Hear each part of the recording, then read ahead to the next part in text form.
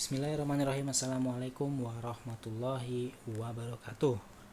Alhamdulillahirrahmanirrahim. Teman-teman kelas 9 yang Bapak banggakan, apa kabarnya hari ini? Mudah-mudahan semuanya dalam keadaan sehat walafiat. Amin amin ya rabbal alamin. Menyikapi US PPKN yang insya Allah akan dilaksanakan pada Senin, hari pertama US tertulis, atau Senin pekan depan, maka pada pertemuan terakhir kali ini Bapak akan sampaikan soal-soal yang bersinggungan dengan soal-soal yang akan teman-teman kerjakan pada saat US nanti. Ya, karena soal ini sangat penting, kiranya teman-teman semua dapat menyimak dengan baik, ya, mengingat poin per poin dari jawaban yang ada di video ini, ya, sampai sepaham-pahamnya. Jika kurang paham silahkan ditanyakan nanti lewat WA ataupun di grup angkatan. Kemudian karena ini soalnya sangat bersinggungan sekali ya dengan soal yang nanti akan teman-teman kerjakan, jadi boleh diulang-ulang videonya, ya, boleh diulang-ulang videonya dan bisa di-download dari YouTube. Teman-teman, Bapak harap fokus untuk video ini. Jika tidak kelar dalam 1 jam, maka teman-teman bisa pelajari di jam-jam berikutnya, ya. Untuk pertemuan terakhir ini teman-teman tidak usah belajar dari buku manapun, ya, sudah waktunya sudah sangat mepet. Teman-teman silahkan pelajari dari video ini saja, ya. Untuk persiapan US besok, dari video ini saja. Bapak ulangi, dari video ini saja, tidak usah dari sumber yang lainnya. Adapun kisi-kisi, ya insya Allah tetap akan Bapak berikan, tapi rujukannya teman-teman silahkan pelajari secara fokus materi yang Bapak sampaikan di video ini, agar teman-teman semua menguasai secara utuh. Itu ya, sebenarnya inginnya lewat Zoom, tapi berhubung hari Selasa itu jam 10 Bapak harus vaksinasi di Istora Senayan sehingga harus datang langsung, jadi Bapak menyiapkan video ini sebagai gantinya. Baik, bismillahirrahmanirrahim. Bapak tidak akan bahas secara panjang lebar soal per soal, ya. Bapak hanya akan berikan jawabannya secara langsung saja karena ini ada 40 soal pilihan ganda dan 5 soal esai, ya, sangat banyak. Jadi Bapak singkat-singkat saja. Teman-teman silahkan disimak dengan baik-baik. Bismillahirrahmanirrahim. Nomor 1, ini ada gambar pabrik-pabrik. Nah, ini adalah politik pintu terbuka. Nah, apa sih politik pintu terbuka itu atau kebijakan pintu terbuka? Adalah di mana Belanda membuka akses terhadap pengusaha-pengusaha asing dari luar negeri yang ingin investasi di Indonesia. Nah, akhirnya saat itu, saat zaman Belanda menjajah Indonesia, banyak sekali pengusaha asing yang membuka industri di Indonesia. Makanya gambarnya adalah pabrik-pabrik di situ. Nah, dampak positif yang dapat dirasakan dari kebijakan pintu terbuka bagi bangsa Indonesia adalah pengusaha pribumi tersingkir. Ini tidak, ya, karena pengusaha pribumi jumlahnya satu sangat sedikit. B, lapangan kerja terbuka lebar. Ini kan positif ya, yang B jawabannya. C, status sosial penduduk meningkat. D, iptek berkembang pesat. Jawabannya yang B. Sumpah Pemuda merupakan cerminan dari tekad dan ikhtiar para pemuda dan pelajar untuk bersatu tanpa memandang perbedaan daerah, agama, bahasa, suku, dan warna kulit sebagai bentuk tumbuhnya rasa apa? Nasionalisme atau cinta tanah air. Karena saat itu bukan kedaerahan lagi, tapi nasionalisme tanah air, ya, atas nama Indonesia. 3. Sebagai seorang pelajar yang juga terlibat dalam organisasi Karang Taruna di desanya, Fatih sering kali terlihat kerja bakti rutin setiap minggu. Kerja bakti tersebut dilakukan untuk menjaga kebersihan lingkungan sehingga nyaman untuk ditinggali. Kondisi tersebut menunjukkan adanya pengamalan salah satu nilai yang terkandung dalam Sumpah Pemuda, yaitu, nah, ini Fatih ini pelajar, dia aktif di Karang Taruna, sering terlibat kerja bakti di hari Minggu, menjaga kebersihan lingkungan. Nah, ini nilai apa dari Sumpah Pemuda yang diamalkan oleh Fatih? Patriotisme, rela berkorban, bukan ya? Patriotisme itu rela berkorban samanya, bukan. B, nasionalisme, cinta tanah air, bukan. Kegotong royongan. Nah, ini kerja bakti itu kan gotong royong. Nah, Fatih terlibat dalam gotong royong tersebut. D, cinta tanah air, bukan. 4. Gina merupakan siswa pindahan dari Sumatera. Gina merasa sedikit kesulitan untuk berbicara dengan teman-temannya di sekolahnya yang mayoritas menggunakan bahasa Jawa. Salah satu temannya menyarankan supaya menggunakan bahasa Indonesia agar lebih mudah berkomunikasi dengan teman lainnya. Kondisi tersebut menunjukkan adanya penerapan salah satu aspek Sumpah Pemuda, yaitu satu kesatuan bukan, satu nusa bukan, satu bangsa bukan, satu bahasa. Nah, ini kan lagi bahas bahasa nih. Gina dari Sumatera pindah ke Jawa, dia tidak bisa atau belum bisa bahasa Jawa, maka dia disarankan pakai bahasa Indonesia. Jadi ini adalah penerapan aspek bahasa. Ingat, Sumpah Pemuda itu ada 3 isinya, ya, satu nusa, satu bangsa, satu bahasa. 3 kalimat pernyataan. Nomor 5, Pak Albar adalah seorang pejabat di lingkungan pemerintahan di kota tempat tinggalnya. Ia seorang yang sangat disiplin dan tidak pernah melanggar hukum, terutama yang berhubungan dengan korupsi. Sikap yang dilakukan oleh Pak Albar mencerminkan A. Keteladanan, B. Pewarisan, C. Ketokohan, D. Kebangsaan. Materi kelas 8 teman-teman. Keteladanan itu memberikan contoh. Jika ia seorang tokoh, dia bisa memberikan contoh kepada orang-orang lainnya atau masyarakat umum. Nah, ini keteladanan nih, karena Pak Albar adalah seorang pejabat. Pewarisan berarti kita mewarisi nilai-nilai leluhur kita, nilai-nilai orang-orang tua kita, ya. Di situ kita posisinya bukan tokoh, namanya pewarisan tuh. Nah, ketokohan bukan, D. Kebangsaan bukan, A jawabannya. 6. Pada masa Orde Lama terjadi beberapa penyimpangan terhadap Pancasila. Yang bukan diantaranya adalah yang bukan penyimpangannya, ya. Presiden Soekarno ditetapkan sebagai presiden seumur hidup. Iya, ini ada, tapi diterapkan saat itu, ya. Penyimpangan nih, nomor A. Yang B, presiden membuarkan DPR hasil pemilu. Ya, ada penyimpangan juga. Presiden membentuk MPRS yang anggotanya terdiri dari anggota DPR gotong royong GR, ya, utusan daerah dan utusan golongan. Ini juga saat itu terjadi, jadi penyimpangan juga. ABC penyimpangan. Yang D ini tidak ada. Adanya korupsi besar-besaran pada periode ini. Korupsi itu lebih cenderung banyak terjadi pada masa Orde Lama, ya, zaman Soeharto, bukan zaman Soekarno. Zaman Soekarno ada, tapi mungkin tidak terlalu banyak dan tidak terlalu mengakar gitu, ya, kalau kita lihat dari sejarahnya. Jawabannya yang D. Di bawah ini, yang bukan termasuk nilai dasar Pancasila sebagai ideologi terbuka adalah, yang bukan nilai dasar Pancasila sebagai ideologi terbuka adalah nilai ketuhanan, nilai persatuan, nilai kegotong royongan, nilai kemanusiaan. Gampang teman-teman. Ya, Pancasila ada berapa sila? 5. Ya, ketuhanan masuk sila berapa? 1. Persatuan masuk sila berapa? 3. Kegotong royongan, ya, tidak ada pasal yang bunyinya kegotong royongan, ya. D. Kemanusiaan. Walaupun gotong royong ini sebenarnya masuk sila kelima, tapi kata kunci adalah keadilan kalau sila kelima, bukan kegotong royongan. Jadi ketuhanan 1, persatuan 3, kemanusiaan 2, kegotong royongan bukan. Jawabannya yang C. 8. Pak Arya adalah seorang lurah. Pak Arya adalah seorang lurah. Dalam menentukan sebuah kebijakan, Pak Arya selalu mengajak perwakilan warga untuk ikut berdiskusi.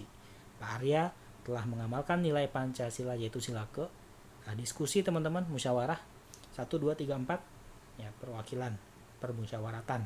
Nah, permusyawaratan dan perwakilan tuh sila ke 4. D. Pernyataan proklamasi dalam pembukaan UUD 45 ditegaskan dalam alinea proklamasi. Pernyataan kemerdekaan. Nah, pembukaan UUD ada 4 alineanya. Yang menyatakan kemerdekaan Indonesia itu ada di alinea ketiga.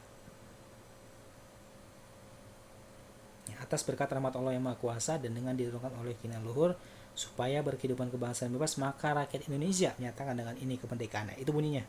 Maka rakyat Indonesia menyatakan dengan ini kemerdekaan. Itu kan pernyataan kemerdekaan, pernyataan proklamasi. Jadi yang C. 10. Negara Indonesia dalam membuat segala keputusan harus melibatkan rakyat, baik secara langsung maupun tidak langsung. Hal tersebut menunjukkan penerapan dari pokok pikiran pembukaan UUD alinea ke. Nah, ini berbicara mengenai pengambilan keputusan. Nah, ini sesuai dengan sila keempat Pancasila. Nah, sila keempat Pancasila itu, ya, atau kalimat-kalimat Pancasila itu ada di pembukaan UUD teman-teman. Ada di alinea keberapa? Keempat, ya. Yang bawah tuh, berdasarkan kepada ketuhanan yang Maha Esa, kemanusiaan yang adil dan beradab, itu di pembukaan UUD yang paling bawah, alinea keempat. 11. Berikut yang bukan merupakan hal penting yang terdapat dalam pembukaan UUD adalah ya dasar tujuan negara. Iya, dasar tujuan negara betul. Dasar ketentuan pembentukan UUD tahun 45. Asas kerohanian negara. Asas kerohanian negara. Ya benar, ABC ini benar, yang D yang salah ya. Yang bukan maksudnya, yang bukan itu yang D, dasar bentuk negara. Kenapa bukan pembukaan? Karena dasar bentuk negara itu masuk bukan di pembukaan, tapi di batang tubuh. Batang tubuh adalah pasal-pasal. Teman-teman ingat pasal 1 ayat 1 UUD 45. Pasal 1 berbunyi, negara Indonesia adalah negara kesatuan berbentuk republik. Nah, itu bentuk negara tuh. Jadi bukan di pembukaan. Bentuk negara adanya di pasal-pasal yang D. Jadi nomor 11 jawabannya D. 12. Teori kedaulatan yang mengatakan bahwa kekuasaan yang berasal dari Tuhan diberikan kepada tokoh-tokoh negara yang terpilih yang secara kodrati ditetapkan menjadi pemimpin negara yang berperan selaku wakil Tuhan di dunia adalah teori. Nah ini, kekuasaan yang berasal dari Tuhan, kata kunci itu. Jawabannya udah tahu ya, Tuhan. 13. Kekuasaan pemerintah berasal dari hukum yang berlaku, kata kuncinya hukum yang berlaku. Hukum memiliki sifat membimbing pemerintah, serta kekuasaan hukum merupakan kekuasaan tertinggi dalam negara, merupakan makna dari teori, kata kuncinya hukum. Tahu jawabannya yang D. 14. Para ahli banyak menyampaikan teori mengenai kedaulatan negara. Berdasarkan prinsip yang sesuai dengan UUD NRI tahun 45, Indonesia menganut kedaulatan. Nah, kedaulatan apa? Jawabannya A, rakyat dan hukum. Ya, kedaulatan rakyat dan hukum. Teman-teman, untuk mengeceknya silakan buka pasal 1 Undang Dasar tahun 45. Ada pasal 1 ayat 1 tentang bentuk negara, pasal 1 ayat 2 tentang kedaulatan rakyat, ya, pasal 1 ayat 3 tentang kedaulatan hukum. Jadi 1 ayat 2 dan 1 ayat 3. Maaf, Bapak ulangi. Jadi 1 ayat 2 dan 1 ayat 3. Ya. Yang mengatakan bahwa Indonesia menganut kedaulatan rakyat dan hukum. Kan ada teori kedaulatan ada banyak. Ada Tuhan, hukum, negara, raja, rakyat. Nah, Indonesia menganut rakyat dan hukum. 15. Ini gambar orang yang memakai baju adat berbagai daerah. Prinsip keberagaman masyarakat yang mengharuskan kita mengakui bahwa bangsa Indonesia merupakan bangsa yang terdiri dari berbagai suku, bahasa, agama, dan kebiasaan yang majemuk adalah Bhinneka Tunggal Ika. Prinsip keberagaman ya, Bhinneka Tunggal Ika. Nasionalisme, wawasan Nusantara, kebebasan dan bertanggung jawab. Ini pelajaran kelas 3 belum lama, pasti semester 1. Ini jawabannya A. 16. Indonesia dikenal dengan bangsa yang majemuk atau beragam. Kemajemukan masyarakat Indonesia secara historis atau secara sejarah terdiri atas berbagai suku bangsa yang tersebar di berbagai kepulauan Indonesia. Kemajemukan suku bangsa di Indonesia dilatar belakangi oleh, nah, kenapa Indonesia beragam? Itu pertanyaannya. A. Jumlah penduduk yang besar? Bukan. Keberagaman budaya? Bukan. Migrasi penduduk atau antar pulau? Migrasi itu perpindahan? Bukan. D. Kekayaan alamnya yang beragam sehingga masyarakatnya beragam, dan kondisi geografisnya juga beragam. Ya.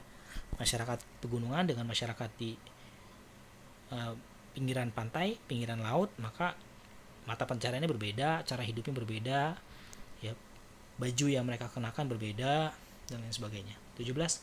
Setiap warga negara, baik laki-laki maupun perempuan, memiliki kedudukan yang sama. Laki-laki dan perempuan memiliki hak yang sama untuk duduk di lembaga pemerintahan, serta di berbagai bidang kehidupan lainnya. Hal ini merupakan keberagaman. Ini lagi ngomongin laki-laki perempuan. Ngomongin apa nih? Jenis kelamin atau bahasa ininya gender gitu ya. Gender nih. 17 gender.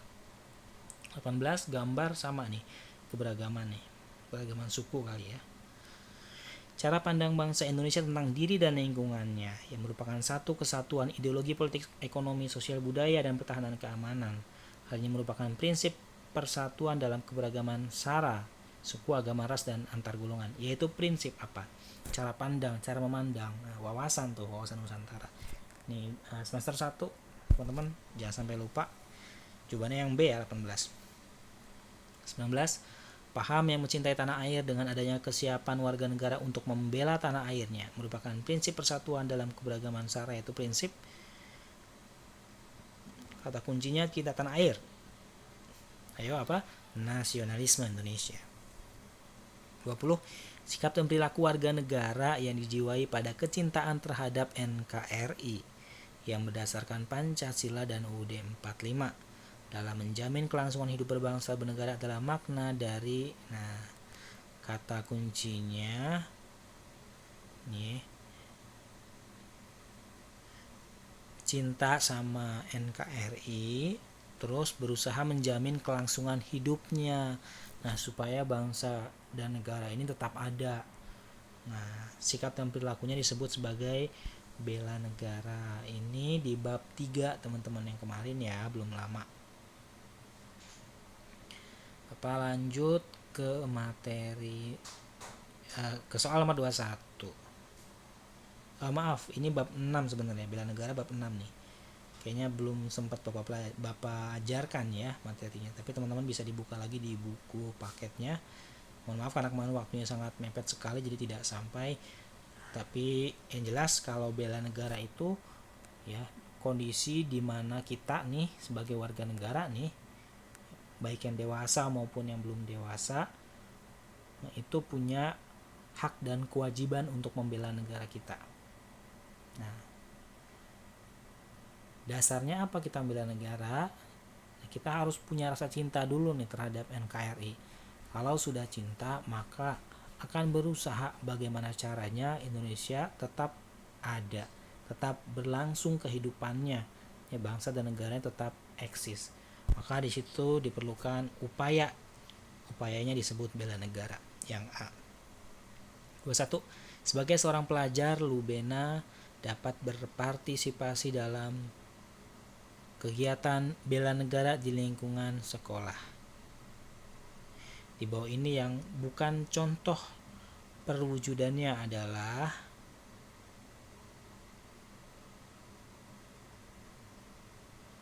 ya, jadi bela negara di lingkungan sekolah, yang bukan bela negara di lingkungan sekolah. Rajin belajar demi mencapai cita-cita memajukan bangsa. Nah, rajin belajar itu kan di sekolah. Mengikuti pelajaran PKN dengan serius demi memahami hak dan kewajiban sebagai warga negara. Ini bela negara juga. Yang C, menaati setiap peraturan di sekolah. Ini bela negara. Yang D ini ikut terlibat menjadi sukarelawan bencana alam di daerah lain seluruh Indonesia. Ini bukan di sekolah ya, tapi di masyarakat bernegara. 22. Alwi memiliki rasa cinta tanah air yang besar. Hal ini ditunjukkan dengan belajar dengan rajin untuk mencapai cita-citanya. Rasa cinta tanah air disebut juga dengan nasionalisme. Kalau rela berkorban disebut dengan patriotisme. Kalau sukuisme adalah merasa suku kita terbaik, ya. Internasionalisme adalah perasaan bahwa kita adalah warga internasional, warga seluruh dunia. 23. Norma yang dibuat dan dikeluarkan oleh pemerintah adalah norma, agama bukan pemerintah. Agama itu norma yang berasal dari kitab suci, dari para nabi, para rasul, dari Tuhan, dari Allah, ya. Pemerintah tidak juga menghasilkan norma kesusilaan dan kesopanan. Yang dikeluarkan pemerintah adalah norma hukum. 24. Sanksi dari norma agama tidak dapat secara langsung. Bapak ulangi, sanksi dari norma agama tidak didapatkan secara langsung, karena sanksi norma agama berasal dari jaksa, polisi, hakim, bukan. Agama itu dari Tuhan. 25. Dalam tata urutan peraturan perundang-undangan di Indonesia, yang menempati kedudukan paling tinggi adalah, teman-teman ini materi kelas 11, tata urutan perundang-undangan. Dasarnya adalah Undang-Undang Nomor 12 Tahun 2011. Nggak usah dihafal undang ya, pusing ntar. Ya, intinya adalah yang menempati kedudukan paling tinggi. Masih ingat kali ya, dibuka buku kelas 11-nya. Paling tinggi itu UUD Negara Republik Indonesia tahun 45. Di bawahnya ada ketetapan MPR. Di bawahnya ada undang-undang atau perpu. Ya. Di bawahnya sampai yang paling bawah adalah peraturan daerah. Yang tertinggi adalah yang B. 26.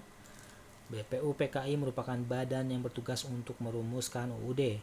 Badan tersebut diketuai oleh Ketua BPU PKI jangan lupa siapa? KRT Rajiman Udiningrat. Kalau Ketua PPKI adalah Soekarno. 27. Setelah BPU PKI dibubarkan, dibentuklah PPKI. Nah, ini ketuanya Soekarno.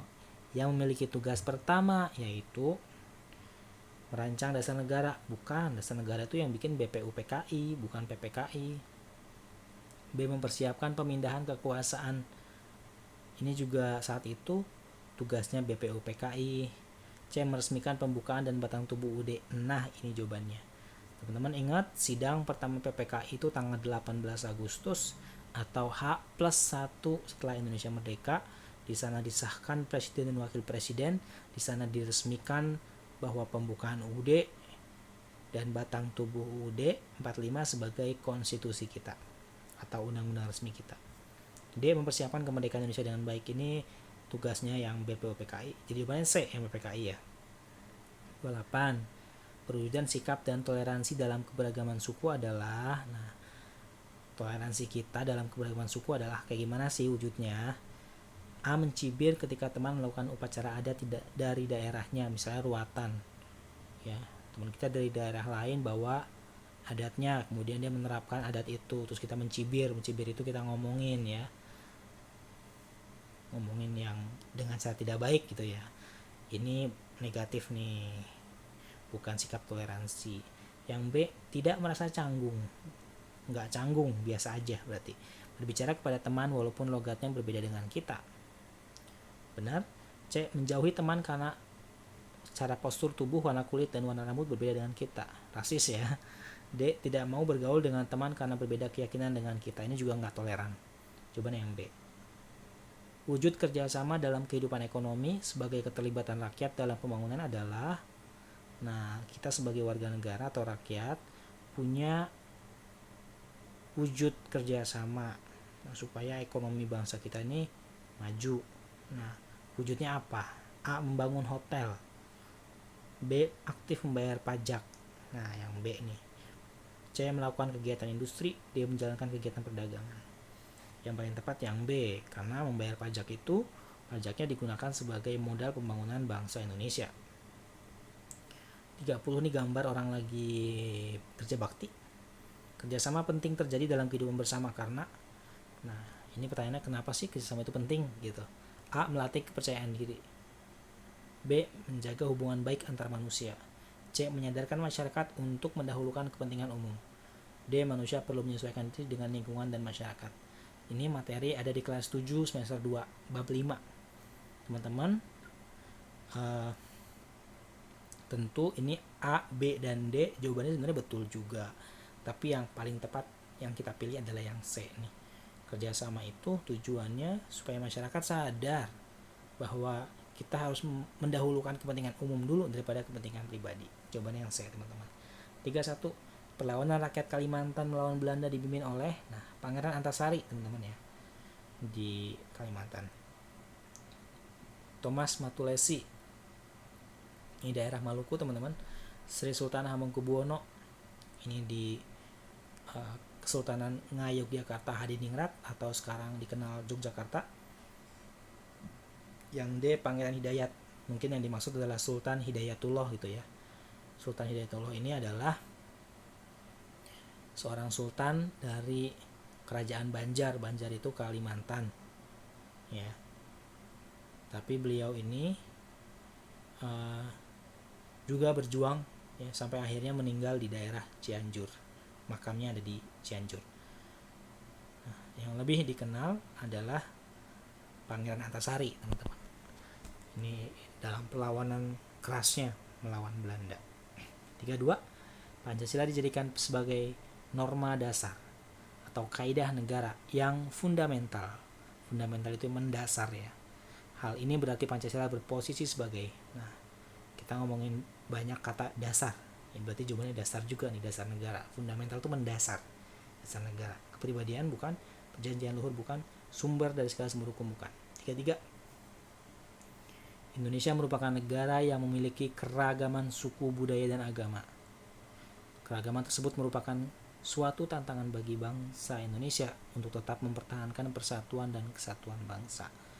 Upaya mempertahankan persatuan dan kesatuan bangsa dilakukan dengan berpedoman pada Pancasila. Hal tersebut menunjukkan arti penting Pancasila sebagai, kata kuncinya berpedoman pada Pancasila. Jadi Pancasila arti pentingnya sebagai pedoman memecahkan masalah. Karena di soal tadi kan Indonesia punya keragaman suku, budaya, agama yang bisa menimbulkan masalah. Maka arti penting Pancasila adalah menjadi pedoman kalau misalnya ada masalah, kita patokannya, pedomannya adalah Pancasila dalam kehidupan berbangsa dan bernegara. Yang B, sarana pemersatu bangsa Indonesia. Mirip tapi ini bukan. C, memberi arah tujuan sekaligus menjadi pendorong dalam upaya pencapaian tujuan negara. Bukan. Mengatasi berbagai pertentangan dan ketegangan sosial. Ini kurang real jawabannya yang D. 34. Dalam perjalanan sejarah bangsa Indonesia, Pancasila beberapa kali mengalami gangguan. Salah satunya adalah gerakan separatisme. Tujuan utama gerakan ini adalah separatisme itu, contoh di Aceh dulu ada yang namanya GAM, Gerakan Aceh Merdeka. Dia ingin melepaskan diri dari Indonesia. Di Maluku Selatan ada RMS, Republik Maluku Selatan, ya. Di Papua ada organisasi Papua Merdeka. Dia ingin melepaskan diri dari Indonesia. Dan dulu pernah juga ada di Timor ya, yang akhirnya mereka melepaskan diri menjadi Timor Leste. Nah, tujuan gerakan ini adalah mengadakan kudeta, bukan. Yang B ya jawabannya, melepaskan diri dari Indonesia. C, mengganti Pancasila dengan ideologi lain, bukan. Kalau mengganti Pancasila dengan ideologi lain, contohnya adalah G30 SPKI ya, serangan PKI terhadap para jenderal saat itu. Dan yang D, menggulingkan penguasa saat itu, bukan. Nomor 35, salah satu contoh perwujudan nilai luhur Pancasila dalam lingkungan berbangsa dan bernegara adalah perwujudan nilai Pancasila.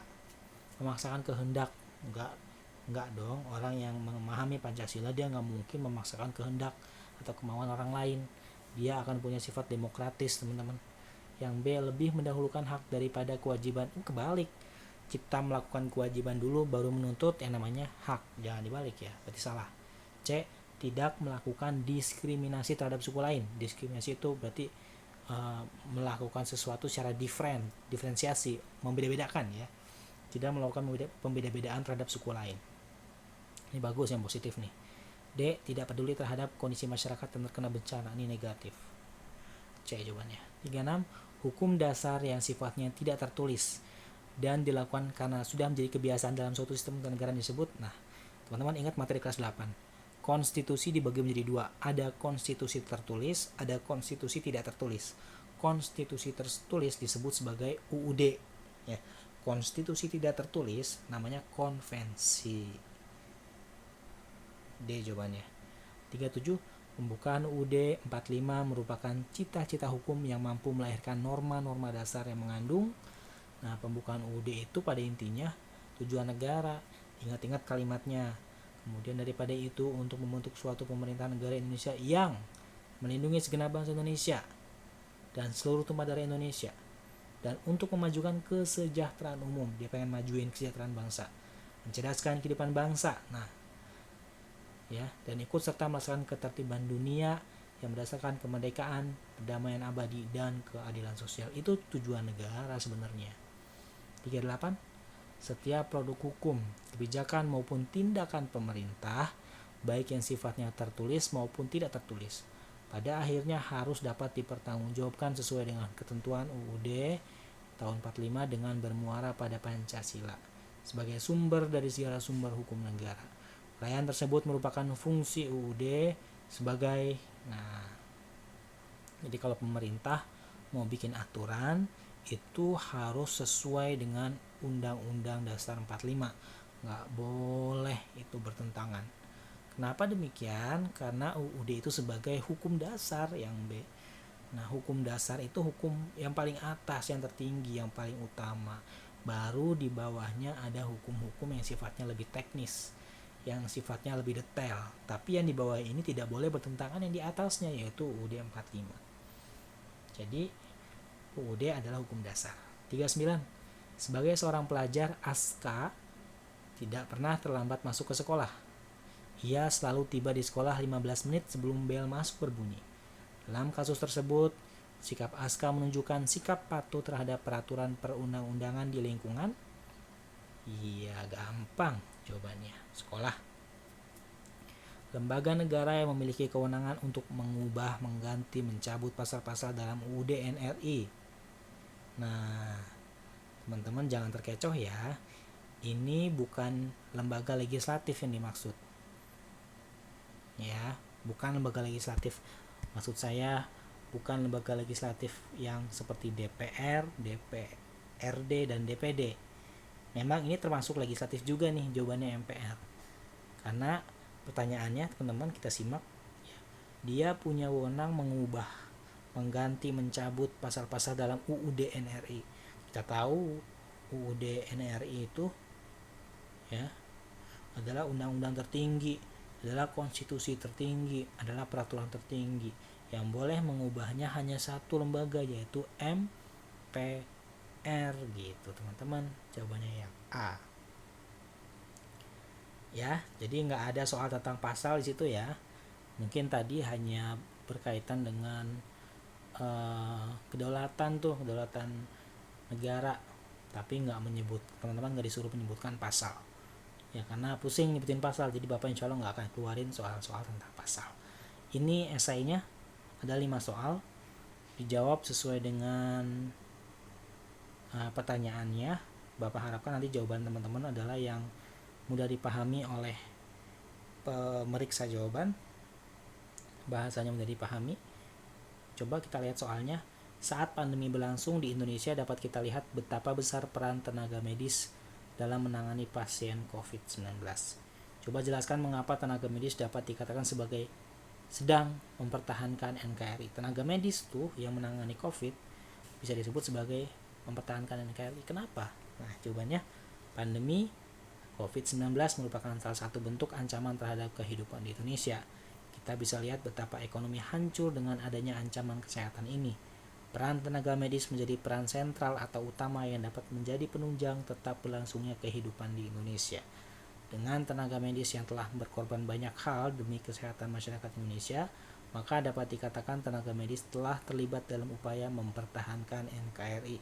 Ini pertanyaan HOTS, silakan teman-teman jawab dengan logikanya masing-masing. Nggak harus sempurna, tapi boleh mendekati jawaban yang ini.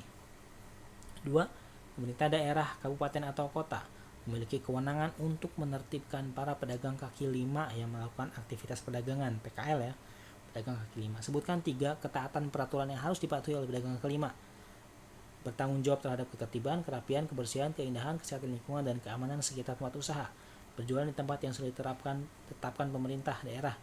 Pedagang kaki lima memenuhi persyaratan ditetapkan pemerintah daerah. Ya, bikin simpel aja, misalnya jaga kebersihan, ya, tidak berjualan di trotoar, berjualan di tempat yang sudah disediakan, berjualan sesuai dengan waktu yang ditentukan. Ya, itu kan bisa dilogikakan teman-teman ya, silahkan dijawab sesuai nalar masing-masing. Yang penting masih sesuai dan relevan dengan pertanyaannya. Nomor 3, Pancasila adalah ideologi yang terbuka. Jelaskan apa saja yang perlu diperhatikan dalam keterbukaan tersebut. Ya, Indonesia ideologi terbuka, artinya menerima ya perkembangan zaman, dia tidak kaku. Tapi harus ada yang diperhatikan. Yang pertama adalah stabilitas nasional yang dinamis. Ya, kalau keadaan nasional yang nggak stabil, ya jangan diterima. Misalnya, ya Indonesia ini kan negara yang beragam masyarakatnya, dari agamanya, rasnya, suku dan sebagainya. Ya, tentu dengan masuknya budaya-budaya baru akan merubah ya mungkin pola hidup masyarakatnya. Maka nanti ada budaya-budaya yang diterima, ada pula budaya yang perlu disaring lagi tuh, nggak semuanya diterima. Nah, melihatnya dari stabilitas nasional. Nah, stabil nggak buat nasional kita, buat negara kita. Kalau stabil ya untuk budaya kita, untuk masyarakat kita bisa diterima. B. Larangan menganut Marxisme. Marxisme itu Leninisme dan komunis ya. Marxisme itu paham Marxis ya, mirip dengan komunis ya, sosialis lah. Jadi paham timur lah, kayak negara-negara Rusia, China itu ya, Korea Utara, ini paham-pahamnya ini Marxis, Leninisme dan komunis. C. Mencegah berkembangnya paham liberal. Liberal ini Amerika Serikat biasanya, negara-negara Eropa liberal ya, bebas nih. Dia larangan pandangan ekstrim, yang nggak boleh nih ekstrim atau radikal ya. Penciptaan norma yang sesuai dengan kesepakatan. Jadi kalau bikin peraturan atau norma harus sesuai dengan kesepakatan. Yang 4, berdasarkan pemisahan kekuasaan yang ada di Indonesia, lembaga negara terdiri dari lembaga legislatif, eksekutif, dan yudikatif. Sebutkan secara lengkap susunan lembaga eksekutif yang ada di Indonesia. Nah, eksekutif nih. Eksekutif adalah yang melaksanakan undang-undang dasar, yang melaksanakan undang-undang yang telah dibuat. Presiden, wakil presiden, menteri, gubernur, bupati, camat, lurah, RW, RT. Udah dipelajari kemarin di setelah semester 1 ya, semester 2 ini ya, di semester 2. Nomor 5, jelaskan menurut Anda apa saja tindakan yang dapat dilakukan untuk menjaga keamanan lingkungan rumah sekitar Anda. Ya, lingkungan rumah tuh gimana sih menjaga keamanannya? A. Ikut Siskamling, sistem keamanan keliling atau ronda ya. B. Melapor kepada RT apabila ada yang mencurigakan. C. Mengenal dengan baik seluruh anggota masyarakat sekitar. D. Bekerja sama dengan pihak keamanan jika terjadi sesuatu yang tidak diinginkan. Ini teman-teman bisa dinalar sesuai dengan nalarnya masing-masing. Yang penting masih relevan dengan pertanyaannya. Ya, itu saja. Bapak harap ini soal 40 PG dan 5 esai teman-teman bolak-balik dipelajari. Insya Allah akan sangat bermanfaat bagi persiapan US nanti. Ya, diulang-ulang videonya, di-download dulu aja, diulang-ulang. Insya Allah akan sangat bermanfaat jika teman-teman mempelajari dengan baik ya. Harapan Bapak, teman-teman mendapatkan nilai yang maksimal, nilai yang bagus, supaya ijazahnya teman-teman bisa manfaatkan untuk mendaftar di sekolah terbaik pilihan teman-teman semua ya. Bapak cukupkan sekian. Ada pertanyaan silakan japri atau tanya di grup angkatan ya. Biasanya kalau tanya di grup angkatan suka malu, nggak apa-apa, japri aja, Bapak terima japrinya insyaallah ya. Baik, Bapak tutup. Mohon maaf apabila dalam pembelajaran selama ini Bapak mengalami atau melakukan kesalahan-kesalahan ya. Semoga teman-teman semua menjadi orang-orang, pribadi-pribadi yang sukses ke depannya. Bapak akhiri, wabillahi taufiq wa hidayah. Assalamualaikum warahmatullahi wabarakatuh. Berkah selalu ilmunya teman-teman semua.